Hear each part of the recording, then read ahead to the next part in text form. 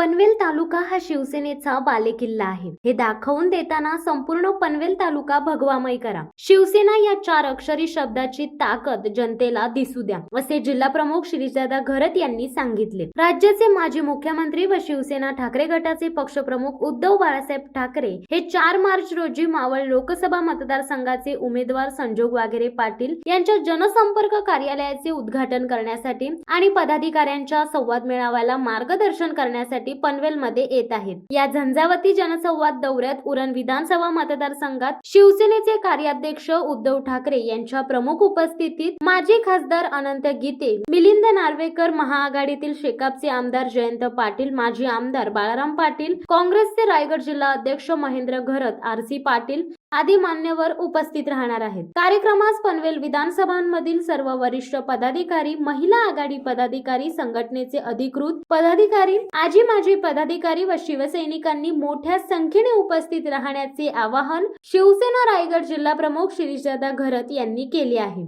शिवसत्ता times news bureau, Kharghar.